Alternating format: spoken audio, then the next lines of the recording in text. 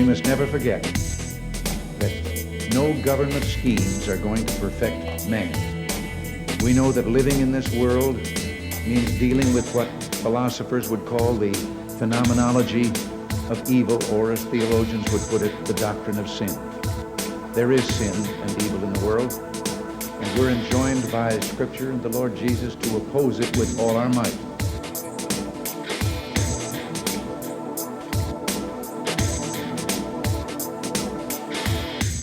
Coming to you from the epicenter of the Constitution ablaze, this is the America Held Hostage podcast, America's economy on life support. Now here's your host, John Hinton.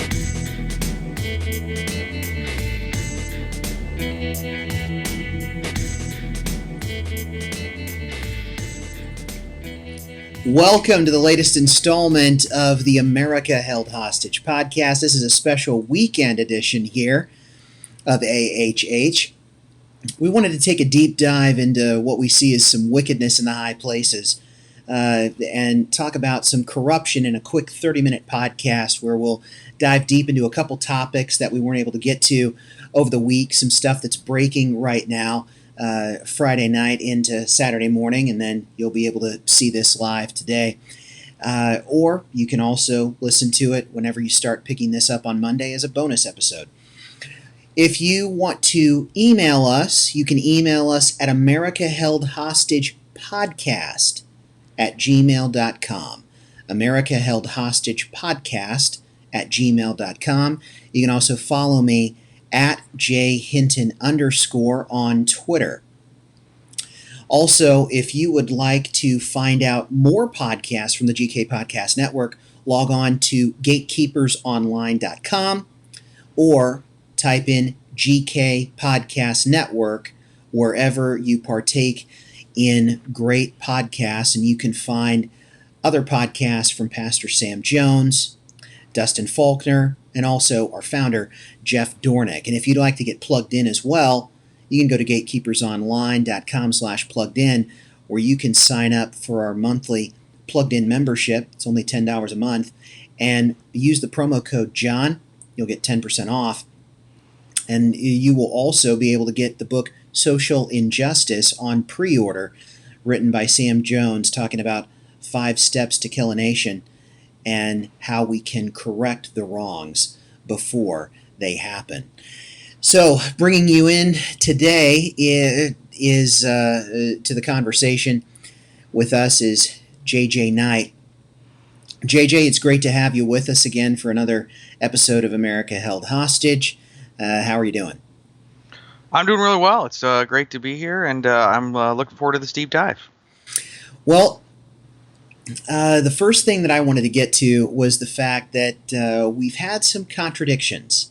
And as we were talking before we opened up this episode, we're finding that the narrative really isn't what's happening on the ground.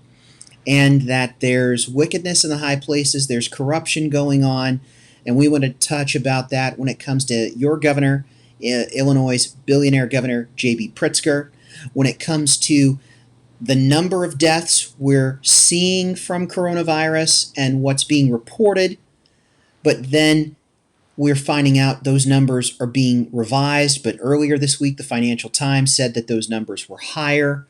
Then we want to talk about how the NIH, the National Institutes of Health, that Dr. Anthony Fauci is a part of, they helped give $3.7 million in a grant to Wuhan back in 2015.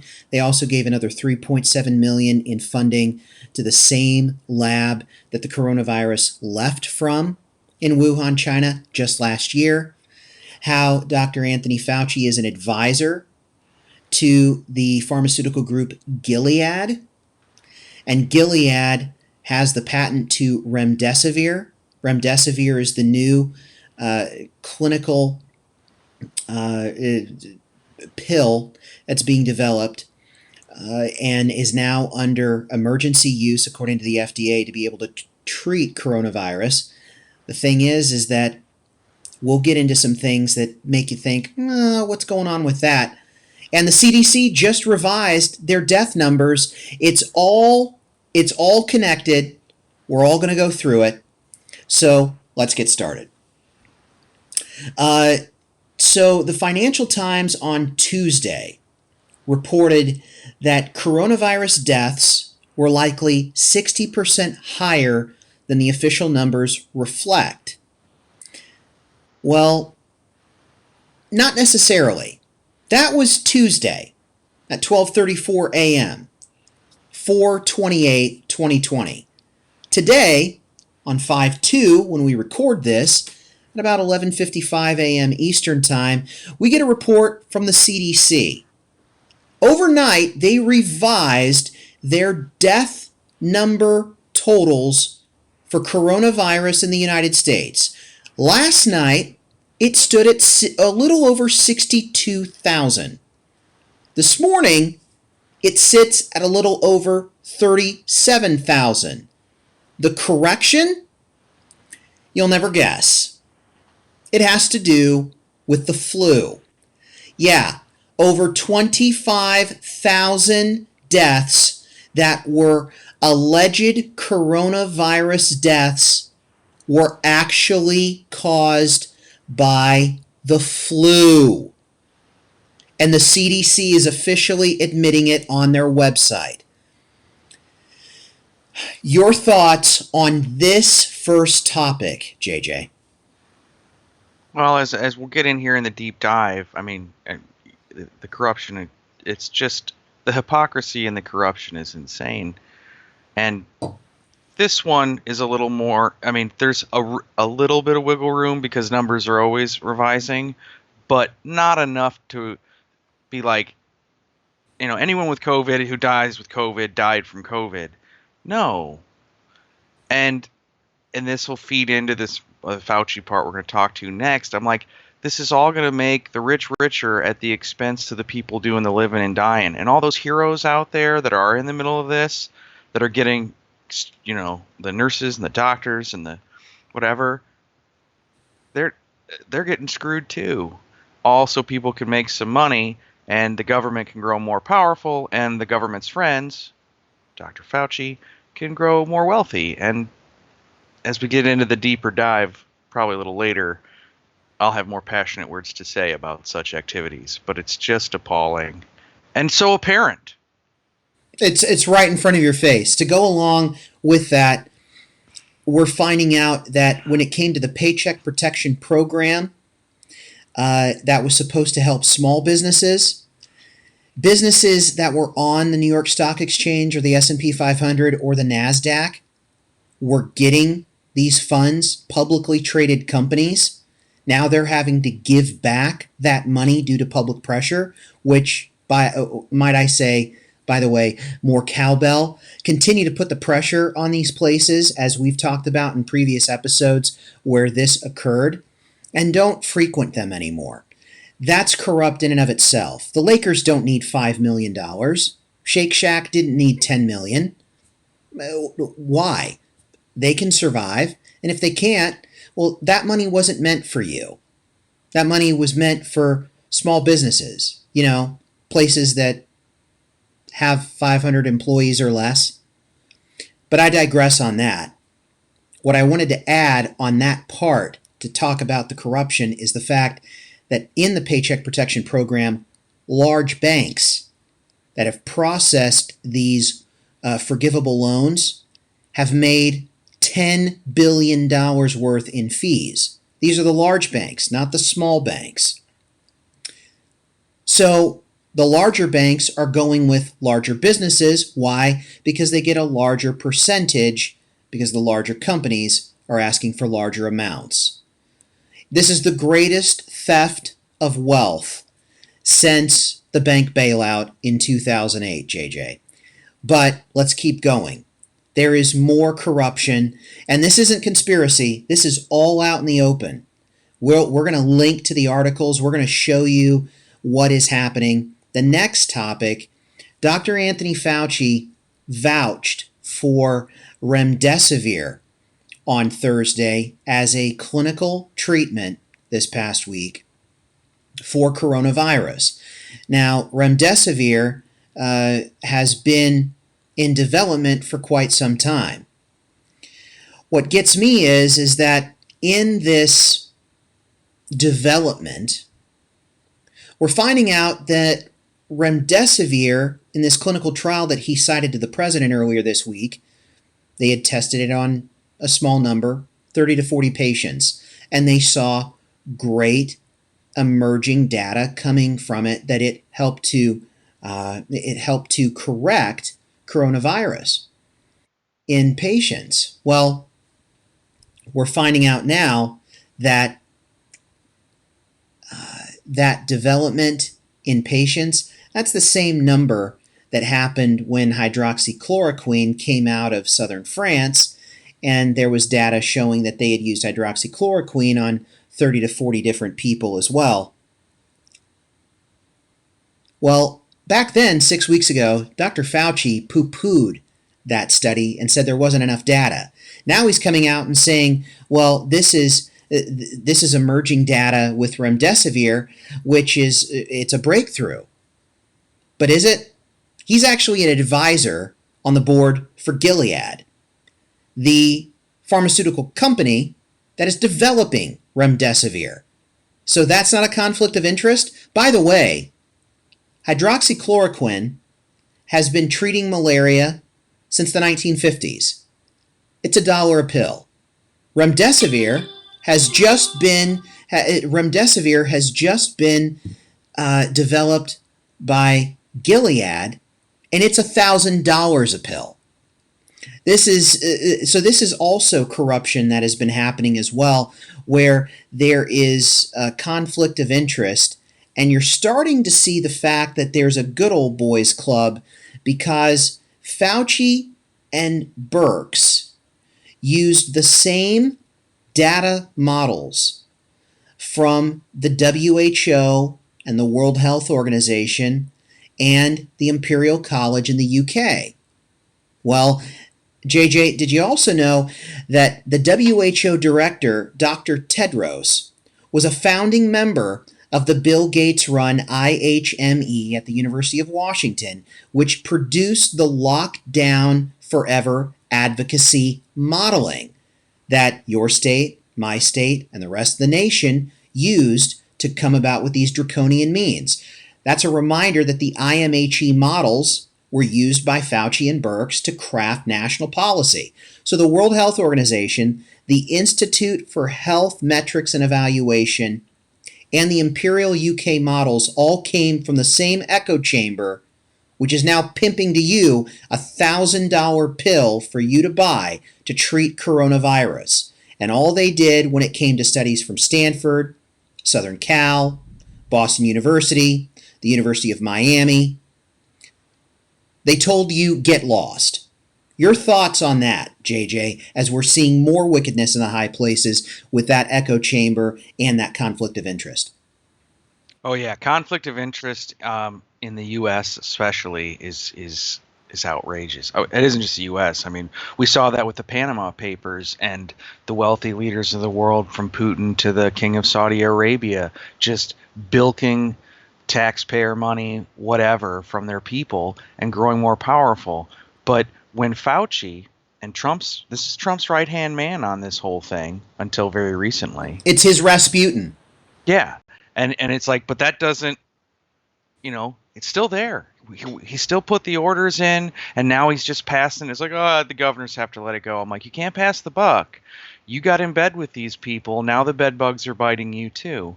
And and I said this privately with you. That's one of the things that I like about the British system.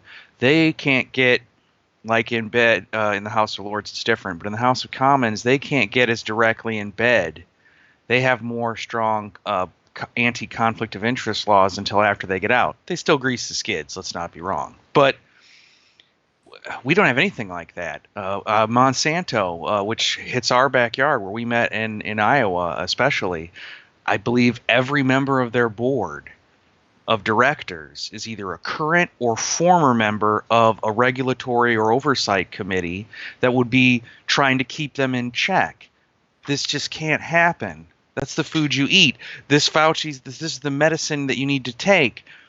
And you see that conflict of interest, Yeah. to interrupt, Yeah. you see that conflict of interest backed up in the 2008 documentary Food Inc., where you Yeah. see that Yep. people that worked for Monsanto worked under the Bush administration, and then they were going back and forth. It's also, Steve Deace will talk about the fact that over 40 different media members worked in the Obama White House.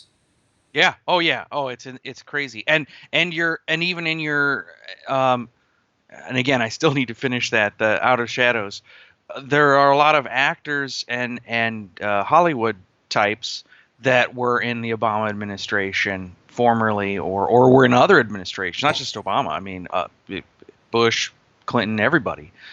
This isn't Reagan, who was an actor and then became a politician. No, this is people that are involved in politics actively and in your entertainment that you consume. So it's what you entertain yourself with, it's what you feed yourself with, it's what you care for yourself when you're sick, and yet they're all making money and growing more powerful and increasing the largesse of both corporations and government, which is coming together, and the coming together of corporations and government leads to only one of two outcomes, which could arguably be the same outcome, which is either fascism or communism.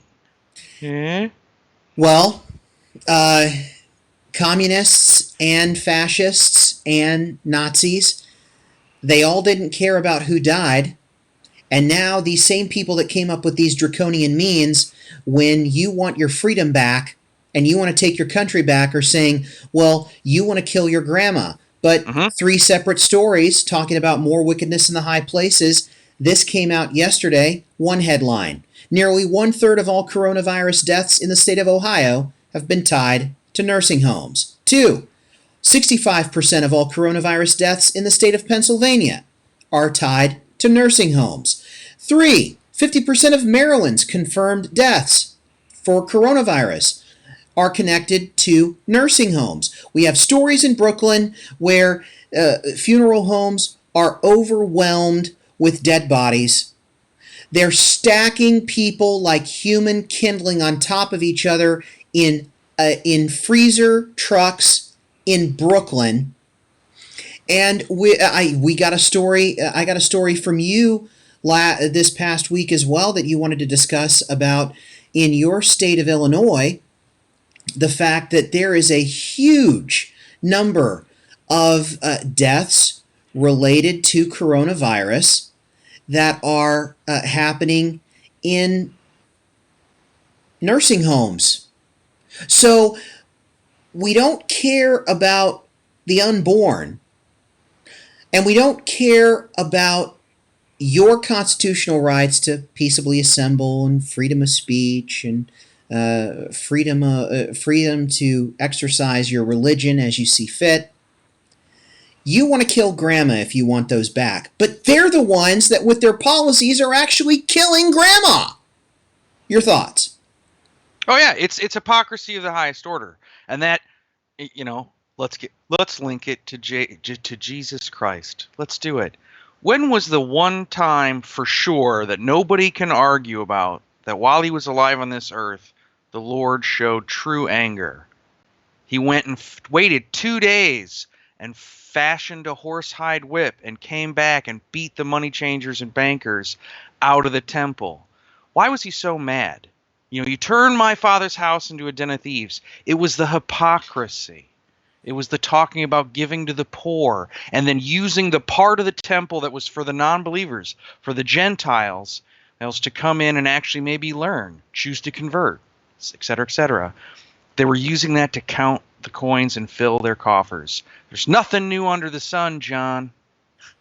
And the hypocrisy is insane, but the apathy, now if I had a camera, I'd be looking at it. The apathy is you, America, is you, world, is you, the church.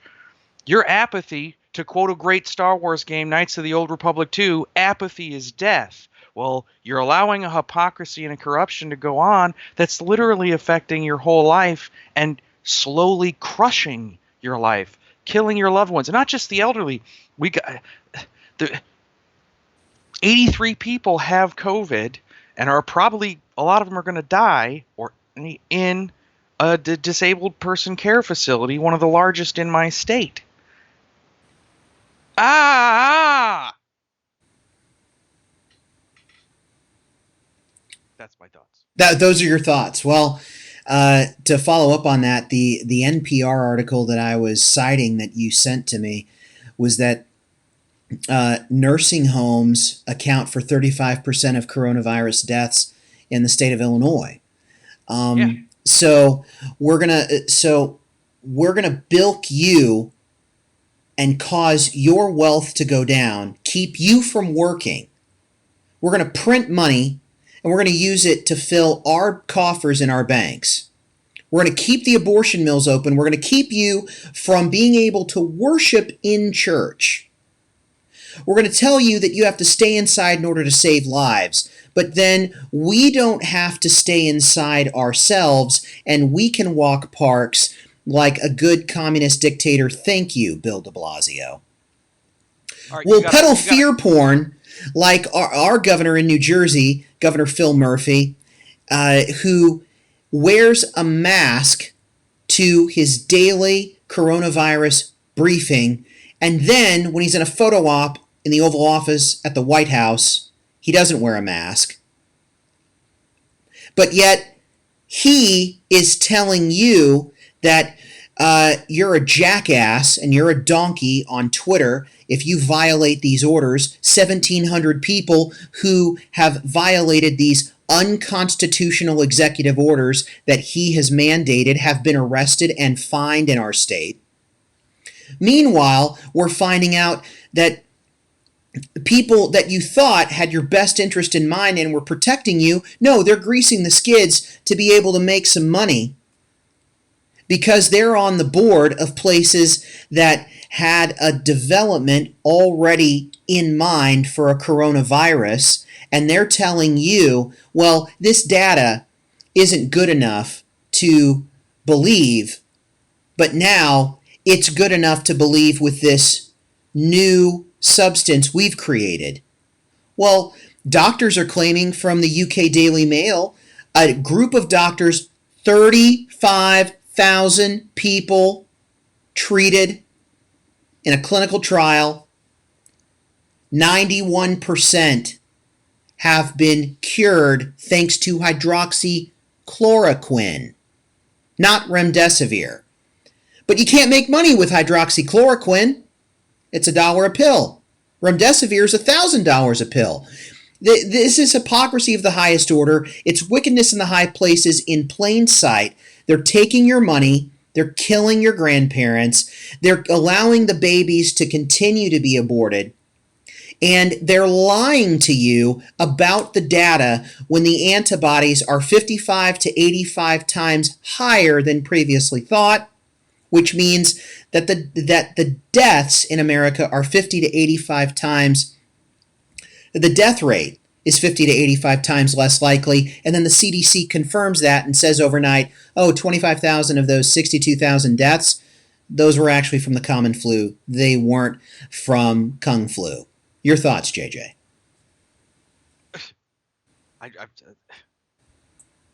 We're at the point where the data and the information is speaking for itself, and yet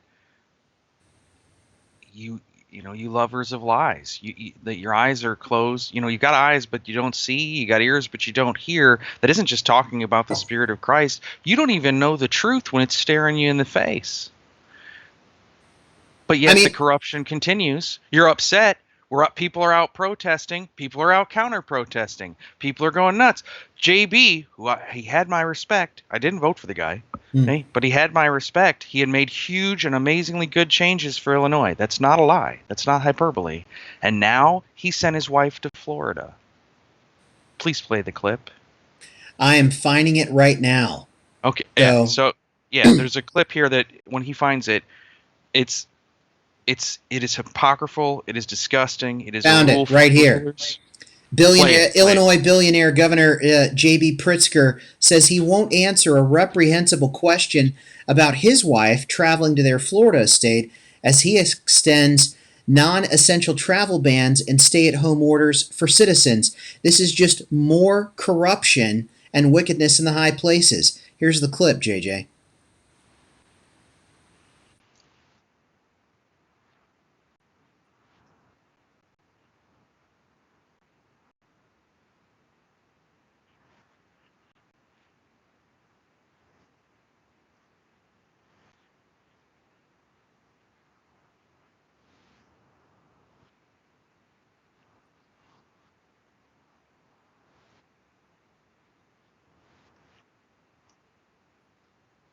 Oh,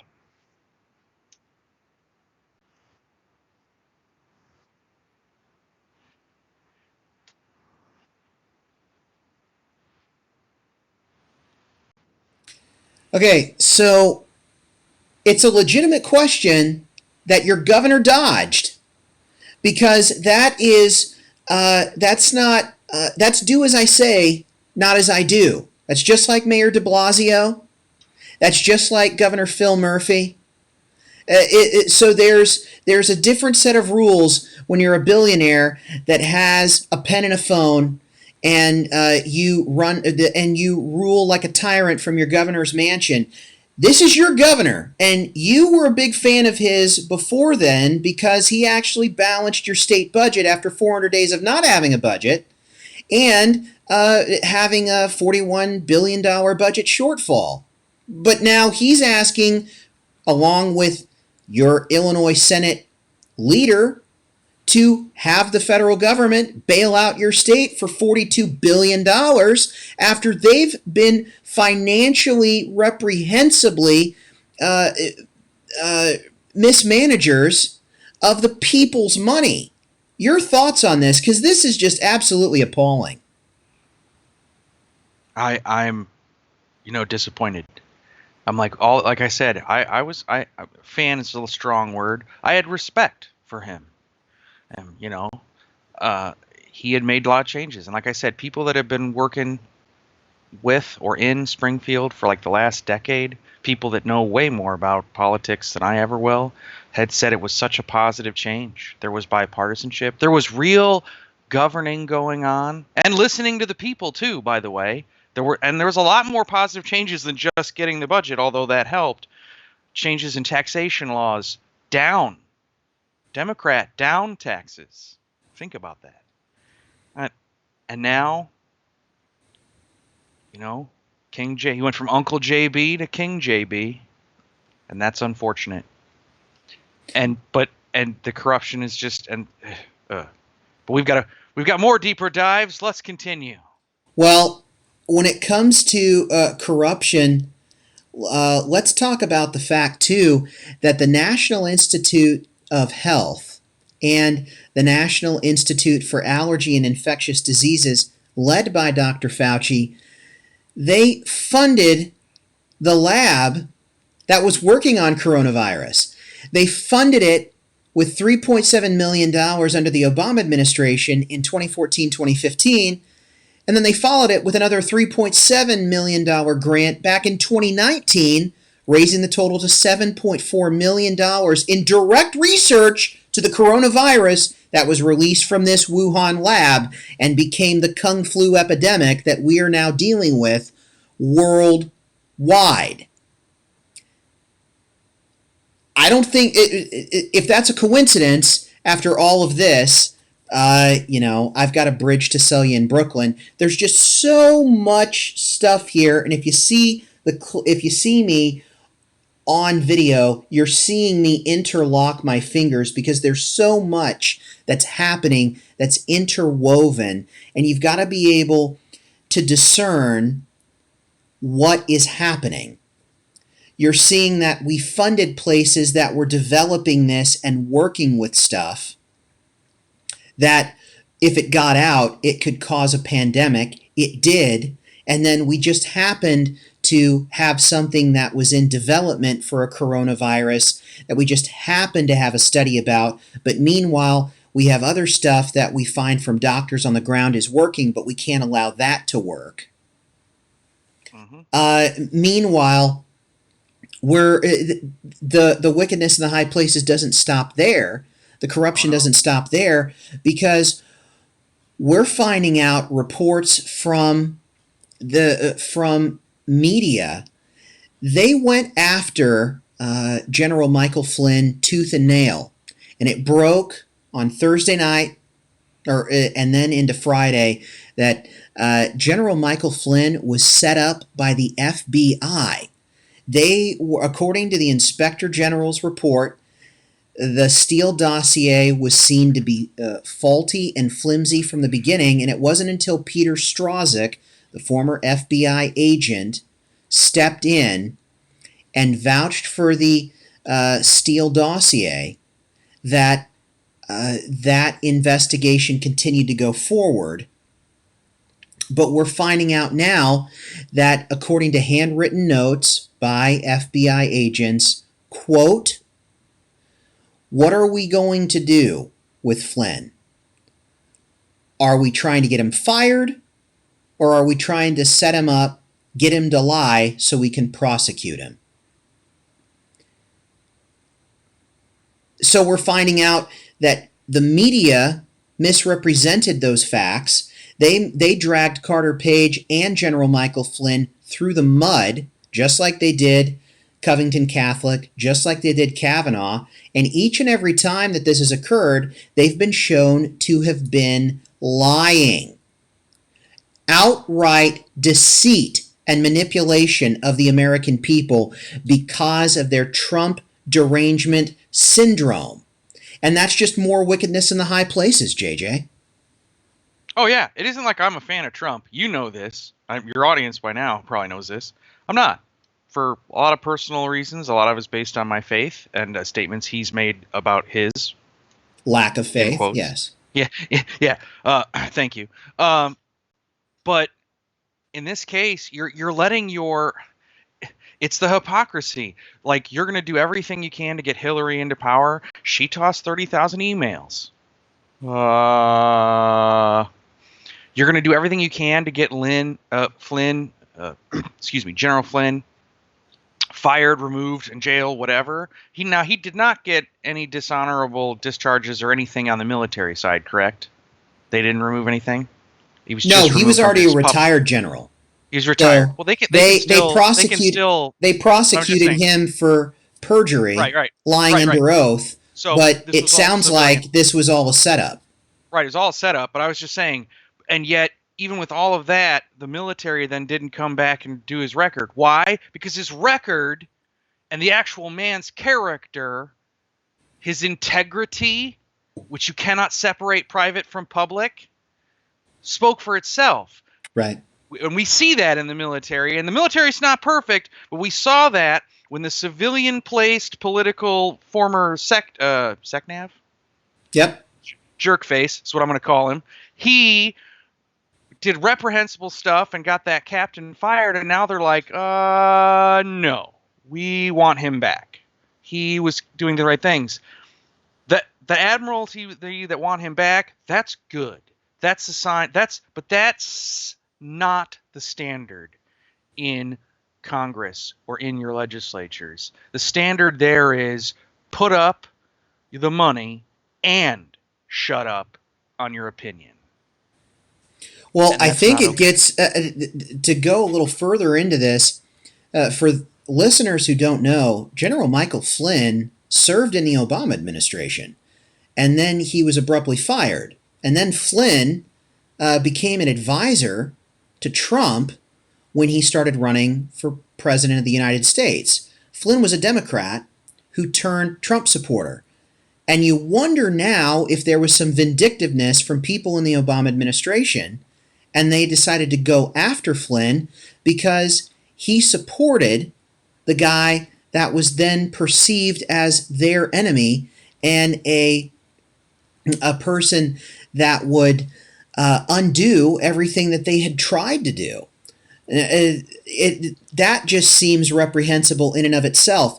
We're also finding out that the media said, we could get reinfected with COVID-19. We're finding these articles from China, which don't believe a thing coming from a lying communist totalitarian regime when they say that this could occur. They're lying to you. That's what communists do, okay? It's a godless totalitarian pagan regime that loves to kill its people and keep their power through any means necessary, including squishing people under their thumb or squishing their throats with their boots. Now we're finding out that the reports that we were told that so-called reinfections in South Korea and in China were actually just false positives of COVID-19. A lot of smart epidemiologists thought that this was likely the case all along, according to Nate Silver of 538 blog. So it's not a huge surprise, but he passed along this information for the people who freaked out earlier. And you're not hearing that being covered on the news. You're not hearing that from your government. And here's the thing, you're correct. Communist, totalitarian, I mean, holy crap, a deep dive on China would take years. But we're one step away. Citizens of America, citizens of members who claim the body of Christ, your freedom and your liberty is going to be gone because you're just buying whatever's fed to you while you drink your Starbucks. And while you listen to Joel Osteen on your podcast app. We're one step away, people, from there will only be two sectors of society. The people that are indifferent. A woman escaped from the Jewish ghettos, I think it was the night before her ghetto got moved to a concentration camp, and I need to look up what her name is. I used to know it off the top of my head. And in a later report, when she got out, she said she was expecting to be she expected to see hateful, evil German citizens just walking around with anger on their face. Like, why didn't we see it before? No. She said what she saw in the eyes of the first guy and the next guy and the police officer and anyone else she met, hearing the screams and the sighs of cries of sadness across the ghetto wall, all she saw was indifference. And that, she said, was worse than hate. She said she could respect hate more than people who just didn't give a damn. You need to start giving a damn, people, because, you know, they're going to eliminate everybody that makes the government weaker. They're going to eliminate everybody that doesn't drink their Starbucks or take their the drug. Remdesivir. Thank you. And then the only other little sector of society that'll be left, that it will still be allowed to be out in the open, are the kooks that'll say they're turning the frogs friggin' gay. And we'll get to that too in our next podcast. Alex Jones going off and going full Jeffrey Dahmer and wanting to string up his neighbors. And and the reason they'll be allowed to stay and be tolerated is because the government's able to point to them and use that one little bit of truth they'll be left selling you is like, well, we're not actually doing that. That guy's crazy.